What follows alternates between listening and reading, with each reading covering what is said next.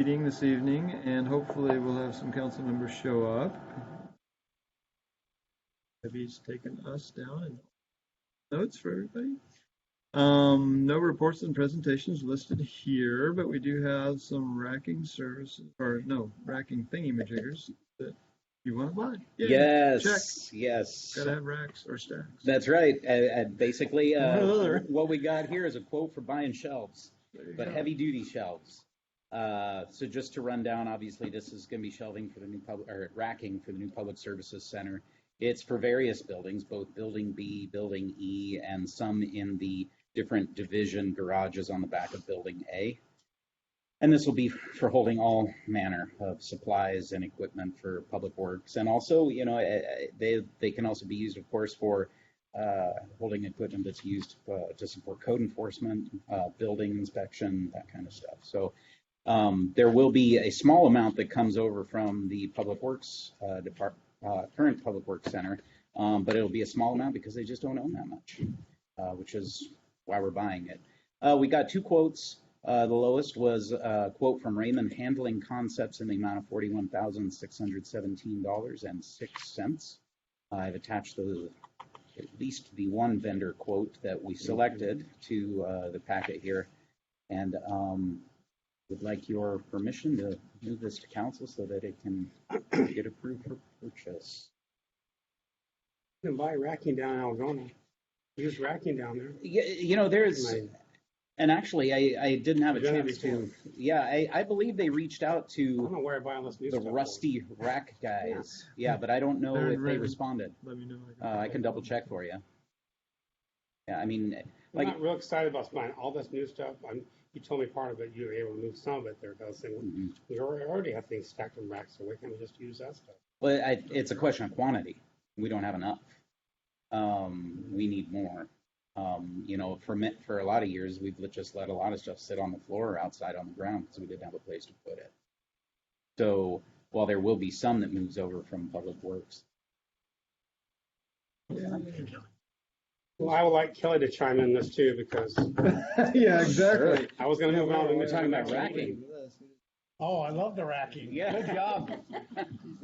How many? 400 bolts? Yeah, the quantities. Yeah. I just tell them to go down to the Rusty Rack guys now going and go get racking down there. They can install and have somebody come out and put the seismic bolts in there and make sure the verify it's ready for earthquake. You're good to go. Yeah, well, everybody's going to have to. Any supplier's going to have to do that. That's a requirement. They have to be glued in too, don't they? As far as I understand, they're just bolted. They're star I put them in. Yeah. They're star bolted. You have a guy comes back through and then he confirms they're all seismic steady and you're good to go. I think it's good to remember too that these purchases are items that are going to be serving Public Works for the next 75 years. So we buy new racking now. We're not going to be asking again for a long time. That story before. I'll be long gone. Yeah. You want to spend $41,000, Kelly? So what are our options? I mean, are there really? I mean, you put it out for bid, and this is the bid you got back. These are the two quotes we received. Yeah. So why didn't Rusty Rack guys kind of give us a lower bid? I can check for you. I don't have an answer to that right now. Did they even bid? I don't. We didn't get a response from them. I'm assuming that they contacted them. We had talked about giving them a call as well. So that's all with racking down there and stuff. Can we wait? Absolutely. If you want to push it out a week so I can get more answers, the completion of the project doesn't hinge on this, but we won't have a place to keep materials. It's so expensive from anywhere. If you'd prefer that I nail down what happened with Rusty Rack guys first, I'm happy to. Please. He listed, you said responsive quotes in there. Right. Fancy terminology. Yeah. AKA the other. There's nothing up in the Northwest other than them. I mean, then this is being sold up here as a wholesale. How long can you rent racks? Forever. Can we just rent that many racks? Right? I suppose you could. Since the public. And if you rent something like that, I'm not sure how that works. Permanently attaching them. Up to you two guys. Yeah, if you're willing to do a little extra work and try to see, right? But absolutely. If that's the direction you all wish to go, I'm happy to do that. I will be trying to wrap that up pretty quickly though, and bringing this back probably the next CDC meeting. Yeah. Or a workshop, why can't we do then? Yeah. and Because I then, think, I know something is necessary, I'd like to just look at it again, and that way the whole council can hear it and we can move it on and just. So for the funding piece of that, you're looking at using the project funds for the public services. Correct. So you're confident you're gonna have your changes. We're eating part of the budget. As I said last time, I'm not sure that I'm not going to have to come back and ask for additional. To be perfectly honest, I'm going to sit down with Marilyn virtually this week to update. We have our monthly project cost meeting, so I'll be trying to nail down a number where we're at. Why wasn't this part of the main project originally? This is part of the main We project. already planned on this money? We had planned From day on one. purchasing this. A lot of these things are purchasing. I was alluding to the last council. The reason we actually see it. Yeah, right. Because it's a little bit cheaper. It's like otherwise the contractor would have bought it and billed us 20% plus. Exactly. I mean, these things are things that the contractor could have supplied, but there'd be markup on top of it. So there were items we identified as just being something we could purchase directly to avoid that. And why you're seeing it now is that if we had purchased it any sooner, we would have had to just store it somewhere. And so this way they're able to just bring it in now and install it without having to store it. And I thought about that during this whole project recently. I said, oh, the price keep going up. Why didn't we buy this stuff and hang on to it or something? Because we're paying so much higher prices now than 2 years ago. And where we were able to, we did. For instance, the furniture. We were able to buy that, and the vendor was able to just store it in their warehouse for us. But there are some items here where the vendor's like, as soon as you buy it, we want it off our site. That's why. Questions are reading. Just why I want to know why Rusty Rack didn't. hasn't replied, or is there any other Washington vendor that Happy to look into that. they looked into?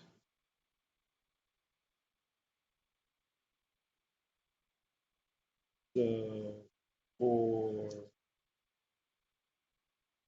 can we Bring this like this back to the workshop. He can reply to what his answers are. If he has another answer, he'll change it. If he doesn't, then we'll have the whole group discuss it and we'll approve. Go to the next workshop for the agenda, consent agenda, right? Would you be opposed, John? I don't know if it's doable if I was able to just get it back next week and maybe I send you something via email for you to review and then I get it through on the council agenda. Could I? The only thing is I know there's been those legislative changes now that take action. Yeah, it has to be a week meeting before. where we don't usually take action, then we have to have public comment on this Okay. item. Or allow for Next- public comment. Okay. I mean, so we can do it, it's just, I think you should wait for the following council? council. Is you're this talking- on tonight's workshop? No. No, put that in a meeting. Because you're talking a couple of weeks delay. Do that, right? August 9th. You agree with this? Okay. Is that I was what I was gonna go ahead and agree with it just because I was afraid of delaying that, right? Because we really have to get And why don't you send moved next in, week's right? But council meeting, just put it on full council discussion. Give me a reply and So put it on the next council meeting, regular meeting. Right. And in the open items, not on Right. consent. Then we can get information. I had a concern about blah, blah, blah. yeah, This is the numbers we found. Oh, Great, thank you. I'm- I feel I'm better. happy to do that. We're all gonna vote for it. so I was busy looking for this item because somehow I lost it. I think it's in a different browser.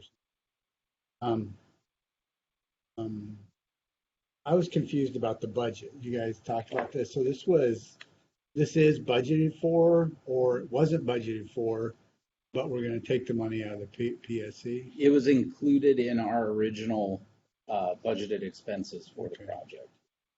So the plan has been all along and was included in the. Yeah, but it may be a little bit more than what we thought because we're in. We've had additional change orders that we weren't expecting. So overall, project-wise, We're I trying to think get it all is where balanced you're out. going. Yeah, there has been additional expenditures that we didn't originally, which is separate conversation we'll come Sure. back and discuss. Yeah. Hopefully our next,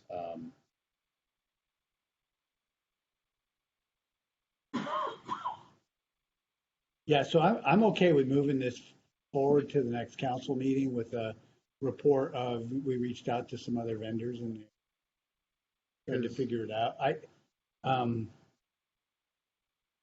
was a little concerned about the double shipping, right? Because we pay for it to get from California to Enumclaw or Buckley, and then we pay again to go from Buckley. It's like, can they just drop it off on the way to Buckley? Right. They drive I mean, by. they're driving right by.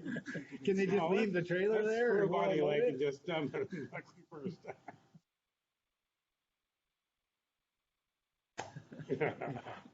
But I would do if I was California. coming from California. I was looking for that. Where was, Page 7, is it page 7? freight from Lodi, California to Buckley, Washington. Worldwide freight from Fife. Yeah. Because the Buckley, keep in mind, the public services centers, that's Oh. why you're seeing Buckley. That's right.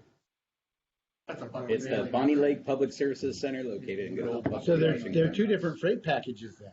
But One's yeah, from California and one's probably from Federal Way. from Fife, it looks Oh. like. Yeah, Five up here. both going to Buckley. The truck will pick Good. Buckley. Buckley, man. You're building a public works.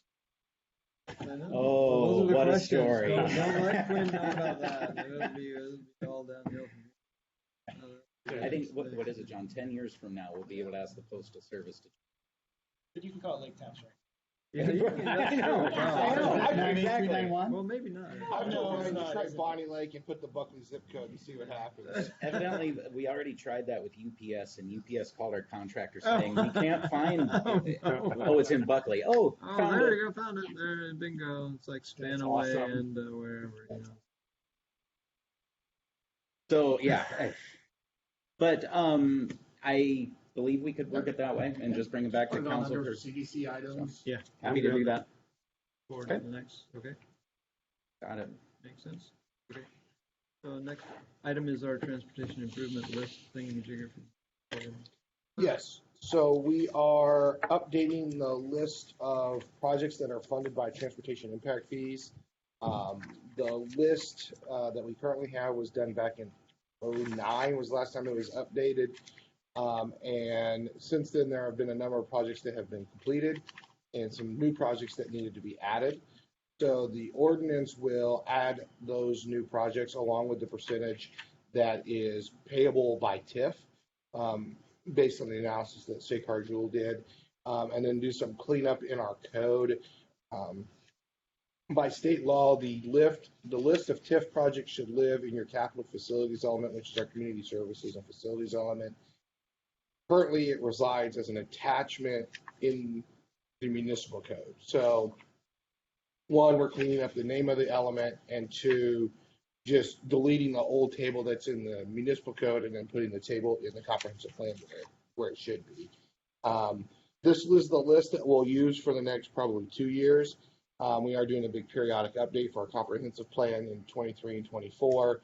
As part of that, we'll have to do new rate studies, new traffic modeling, and we'll update the list by the end of 2025. So I've seen this before. What's getting done off these lists? Because you've got several of the circle high priorities here. So those going to happen next year on our list? It just seems like we're making this beautiful list and then we move it over to the next time we review it. What have you accomplished off this list, or have you had? Oh, so the projects that we've accomplished, I think there was the light at 410 in the top of the hill, Veterans Memorial Drive. There was the lighting of Veterans Memorial Drive. The Main Street intersection was on the old list. I do that by memory. What was on the old? So those are the projects that we pulled off.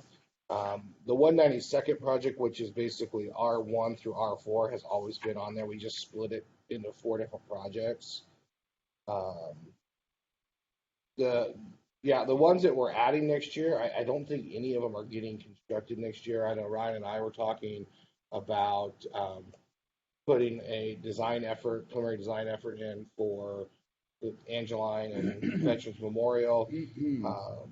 That's Yeah, on here. just looking at Tom. Just a design effort, not the construction. And then 101st is actually under construction right now. And also part of some of these projects are going to be completed by Chris Lear when he does his project. So like the 410, 224th roundabout, Right. that's one of the projects he's doing. About Sumner Buckley Highway 410, Sumner Buckley. 198. That one is on there, and we're coordinating with that when the county makes Corliss fix the intersection on Old Sumner Buckley Highway, because that's technically a county intersection, and we're going to do the work in coordination when they're doing it. Because we don't want to go out there and put the curb gutter and sidewalk in until they figure out what Corliss is going to do. And I think the county is talking about making them do a roundabout versus a serial. Yeah. And, Tom, to address your question maybe a little bit more globally, I think, to be perfectly honest with you, I think on the engineering side of things, we haven't done as effective job as we and chasing that aspect. Jason and I have done a fair amount of talking. Of course, we've had some turnover in engineering, challenging all of them with the idea that that's changing. We're going to be getting out. We're going to be trying to get some of these projects in front of the grant organizations. And that's a challenge for I us. was talking to as we someone move else forward. last night, exactly the same thing. It's how many grants did you get last year? How many new ones we got last year? I mean, for comparison's sake, look what the city of Sumner is doing down there. I mean, they really know how to chase grants, and it is a process. I mean, and it's a relationship-driven thing. And we sit on the TCC, and there's a couple other organizations that we need to be given a little bit more face time to, and really advertising our projects. Veterans and Angeline is an interesting one because there's a story to be told there, especially now that we got trails that are coming through there. One thing that Jason and I were talking about that we haven't spoken enough about is that Veterans Memorial is a freight route. It's a truck route. We need to be telling that part of the story to the grant organization. So that's hopefully something you're going to see more of as we're moving into the next. So with that piece of the funding puzzle getting plugged in, hopefully we can start to see. And just even the sidewalks, I know there's a lot more grants on there too. Different means and stuff. We got grants for you guys. Ped and bike programs, the safe routes to school programs are all things we should be taking advantage of. So you're picking things, back to my question, you're picking things off this list that are your priorities as we go for each year? Yeah, these are the ones that we are funding with TIF, and these are the projects that we're going to be focusing on. As I said, when it comes to most of our work is focused on the intersection improvements. We do have to do a new CIP, which is going to be a new 6-year CIP, which is going to be Doug and Ryan and I sitting down and figuring out which transportation projects we want to build over the next 6 years and how they're going to be funded. And so I think when we looked, we probably have close to $2 million in the TIF account. By the end of this year, we should have over 2. Yeah, and so that would give us some capacity to do some projects or use it as match against other projects. But a lot of times, one of the things that we saw as a challenge was a lot of times they were putting them on the CIP as a whole project. So the cost that was in front of the council was from initial design effort all the way through till construction in 1 year. Instead of saying, well, in 2022, 2023, we're going to do preliminary design, get to 30% design, identify right-of-way needs. The next year we'll do right-of-way needs, and then that sets us up for the higher scoring on the grant application. So a lot of times if you look at the whole CIP, the numbers that were being dropped in there was the full cost of the project, from A to Z. Some of the CIPs I've seen that have been more successful in grant funding is there's more of a incremental approach to getting the projects done. So you do 30% design effort, which identifies right-of-way needs and those types of things, and you begin to have those conversations with property owners. Because when you apply for these grants, if you have 30% design effort done and you have right-of-way, you score higher. Mm-hmm. And so that's what a lot of this is for, is once they're on this list. And I see right-of-way is established. Yeah, and so once we're on this list, then that opens up the ability to use those TIF funds that we have sitting in the bank account to begin to do those efforts. Without having them on this list, you can't then use the TIF funds to do that work. And we have the TIF plans, so why Yeah. aren't we getting these done? And really, there's a real, as Jason's explained, there's a real strategy to chasing grant funding. And what we'd like to be able to do to get the biggest bang for our dollar is not use all the TIF funds up on one project, but have that money staged so that we can use it as match money for grants. And you really start to stretch out the use of those TIF funds. So that's our strategy moving forward. Thank you. Is there, what kind of effect is this drive the traffic impact fee kind of thing? Does not, at this point, does not change the traffic impact fee. And that's the other side of this coin that's not part of this equation, is we haven't raised our traffic impact fee in over a decade. So not even for cost of inflation. So the traffic impact fees that we were charging 10 years ago is the exact same value that we're charging today. So every year, even if all you're doing is accounting for inflation, we're losing every year because we have the way the municipal code was set up 10 years ago by the council was that we're not allowed to even adjust those for inflation. So we're still charging $3,500 for a trip. $3,500 for a trip 10 years ago and $3,500 today, very different value. So you're gonna bring that forward for us in the future? We're going to do that next year. Yeah. Because we'd have to do a whole rate study to figure out how to do it. And since we have to update the whole transportation plan in 23, 24, you'd just be spending the money twice instead of just, we're going to bite the bullet for one more I year. remember us discussing before years ago. What is a rate study? It's required by state law. So anytime you charge impact fees, you have to figure out, one, how much the cost of the improvements are, and how much of those improvements are attainable to growth. And then based on that, you can assign a value per peak man hour trip, a maximum. And then the council can set the rate anywhere between the maximum and zero. So the rate study doesn't set the rate. It just says, based on the number of trips, based on how much these projects are needed for growth, and this is the value this is the cost per trip.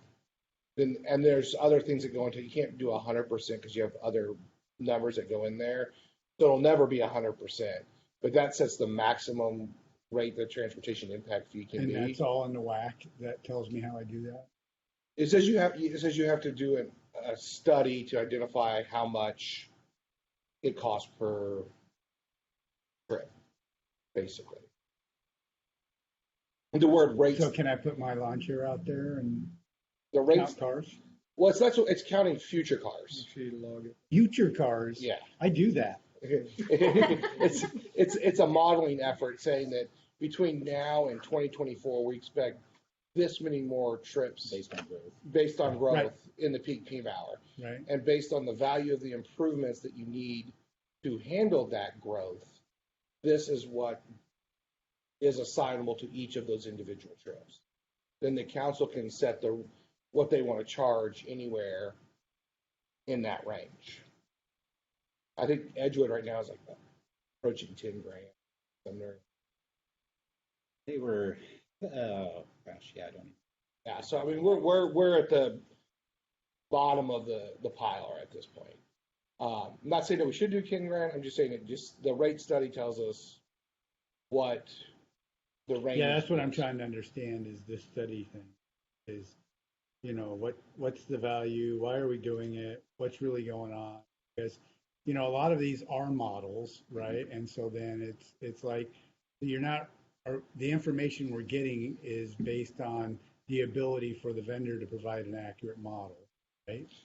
Yes. So And- we do a lot of work with the modeling, the engineering modeling company. So what we do is we know basically what our projected growth is over the next 20 years. So we'll plug that growth into the model, which assigns a trip. Single family homes about 1 peak PM hour trip, duplexes. We have those studies have been done. Those go into the model. We identify what intersections need to be improved, which roads need to be widened. Then we do a value estimate. And we've done this before, right? The last one we did was back in '05. Yeah. Nice. Long time ago. And so that's what I'm saying. We are working with antiquated data and we're working with antiquated studies. It just doesn't make sense to take our current plan and do all that work on it when we have to update the whole thing next year. No, I get that. Yeah, I get that. Yeah. I So was the- just thinking about all this modeling and planning stuff because of a few different things and the changes with the We're just sitting here plan. losing money. Pardon me? We're just sitting here losing money. It should be changed. Really mean- the only major.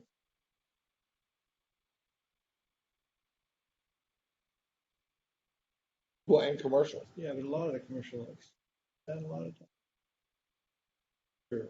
Well, because- I guess I wouldn't That say was they what I was gonna ask escape about. it. What I would say is if they build a project that is on this list, Uh-huh. we are required by state law to give them credit against their impact fee Huh.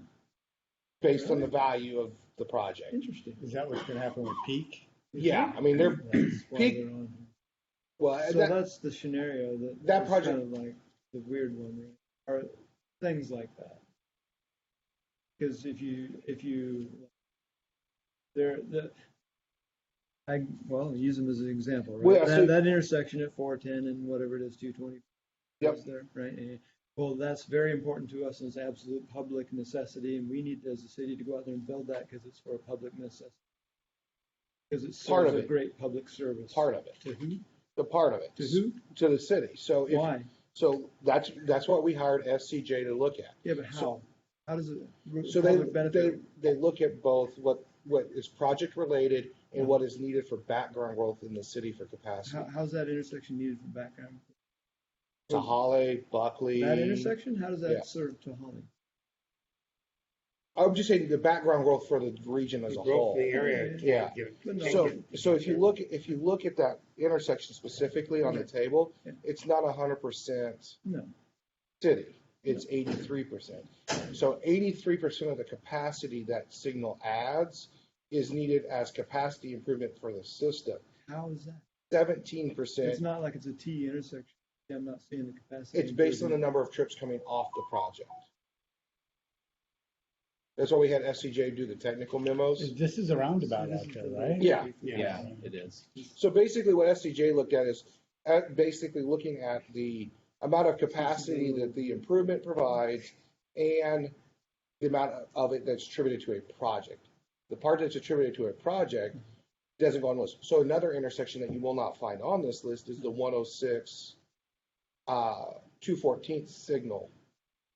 Because the only reason that project exists is because of the Tarragon development. If Tarragon never happens, that project is never needed. If we never develop Compass Point, we still need to do the roundabout on 224. We do? Yeah. That's kind of what I thought Dan That's was what- trying to get yeah, at. that's what- Because kinda like- it's part of the street system grid that serves more than just the Compass Point You've already project. So used it. using that project as an example, and thank you, Dan, for He's good. picking one He's of the good, more isn't he? awkward ones to I know, it's a to- weird one, right? He's good to at try and that. use to illustrate this point. Obviously, over time, there's going to be more traffic on 410. And adding to that, at this point, we don't have traffic, but we'll have traffic coming into that intersection from the development. Sure. You're going to need to deal with that in some manner because it's increased volumes that currently, right now, you're not having to deal with. Yeah. But in the future, that increase in volume is going to create issues with vehicles trying to enter and exit 410. That's going to create problems, especially when you consider that the volume that he's talking about along 410 is also. But all of that leads me to believe that the projects that are built there are the 100% cause of that. Right, Load. but not one individual project is. Sure. Right, Yeah, so, because there's multiple on right, both sides and so, everything. and that's right? what TIF has been designed, that's what TIF is designed for. In the past, you would say Project X needs to make Project Y improvement. The problem with that was always that if the project itself did not create a significant environmental impact, Yeah. you could not require the project to deal with it. Yeah. But if you looked at all of the projects together as a whole, then there was a significant impact for you, which you had to mitigate. That's where TIF steps in. TIF takes the proportionate share from each of the developers to build a project that is not needed by a single project, but is needed by multiple projects. Because I can't require someone to build something that far exceeds their impact, right? But if so that's why the trips come in. So each developer has so many trips that are coming off their site, they pay a proportionate share for the system improvements. And one could argue right now, though, that at this stage, one could argue right now, though, that we offer these credits for a certain developer, they come in and build this project, we give them credits against their traffic impact fee. But all of that is based on math that was done back in 2005. So no matter how this works out, the city is getting shortchanged across the board because we're not collecting the funds that we really should be. So I guess I'm speaking specifically to your comment, Tom, about we're losing money, we're giving money away. Truly are. And so we want to really close that Seems gap. like these type What of have we things. built we haven't built anything significant since 2005, though. That's the good news. Yeah, we've had some pretty significant projects. Oh, you're out there. right. There's been a bunch of stuff over here. No, There's- all of this. It's Yeah. been, it's been veterans and Yeah, I'm 410 being and- sarcastic. Yeah, it was Yeah, Like we've lost a lot of money. He sounds like Dan now. Dan's teaching well. No, because with that, like the 410 out there, a lot of times what could happen is the commercial developer comes in and says, I want to build this, and then the city looks at it and says, okay, you're going to cause excess, peak hour trips. They're not just like regular trips, No, right? it's It's like trips you that- have to be peak hour and trips that- additional. Just any trip that comes off your site between 4 and 6 p.m. Right, through that little book thing, and you look up probably the Macy's and match it to whatever, and you say, oh, well, you're going to be a brewery, you're going to create 12 trips per or whatever, and then the rate that we're using, which is probably too old for the cost, and then they're saying, okay, well, you owe us $100,000 because you do that, and oh, by the way, on top of that, you have to build the intersection to come to 410, if it's a little T thing. You're doing all that yourself, plus you're paying us for the TIF, right? So Except in if this case, the project's not. That's only in cases when the project's not on the TIF list because it's right, specific to their right, project. exactly. So in this case, we're saying that this intersection, this roundabout is needed so much to provide this increased capacity, arguably plus or minus. Obviously, the engineers think it is ish. All right, I believe that. So you're going to go ahead and build this roundabout, and because it's on this list, you're going to have to pay us nothing. You're going to walk away because you're going to build this whatever I don't know how we figure out the cost of the roundabout. Right. It's like, oh, this thing's going to cost $20 million. So by the way, and you built it, you're good. But you got $20 million worth of credit, or how does the credit end up They working? get for the site 83% of the cost. of the cost of the what? project. Of the cost of the that project. we think it's going to cost, or the cost that they The spent building the it? actual cost, That they spent building Yeah. it, kind of thing. which will be a lot less than if we Yeah. built it. Oh yeah. I mean, there's a Maybe we yes, should build it. Right. well, here's the thing too: is if you don't have the list, then you can't even charge transportation impact. Well, yes, but You have to have the the. program No, you still have- exists. Just no, because but- their intersection isn't on the list. No, that's what I say. You have to have this list. Yeah. You have to have a list of projects that are being funded by Yeah. those fees. But that project doesn't have to be on the list. You just need to say, here's my traffic, here's what I'm doing. Here's and all that's of the why necessities. that's why my rates are systemic what they are. improvements. Right? I mean, the rates don't just apply. Right, but to the just- 224th intersection is needed not just for Chris's project, it's a system improvement project. Because right now, You're the only, usually right. I would probably disagree with you. well, right now, I think 410 is a divided highway. So if any of those properties that come out on one side of 410 have to go all the way down to U-turn. 233rd and make a U-turn, or go to 214th and make a U-turn. So any of those trips are putting stress on those two intersections that by building the roundabout are relieved. Because it's a mid-block roundabout, which is why it's always been programmed there. And it's the connection point to the parallel road network that runs on 97th and 101st that runs parallel to 410, so people can drive up and down it and then come to two or three access points. So there's less driveways on 410 so that those cars flow through the system better. That's what the whole East Town roads and the roundabout is about, is creating a network that is in parallel to 410 and with a mid-block roundabout. So you're one, taking pressure off 214th and 233rd for U-turns, and people who are in the apartments don't have to go out onto 410, drive all the way to 233rd, make a U-turn and come all the way back down. They can stay on 101st till they get to 224th. Well, you got Mazatlan too, because when you come out of Mazatlan, you're making a left-hand turn into that used car lot, Yeah. which is really dangerous anyway. I mean, that's the problem. So that's, All that. and that's what I mean by these are not just, it's not just Chris, it's not just Compass Point Development that needs it. The system as a whole needs it. It's a system improvement project to improve the capacity of the system. Yeah. I still think the roundabout's silly though, right?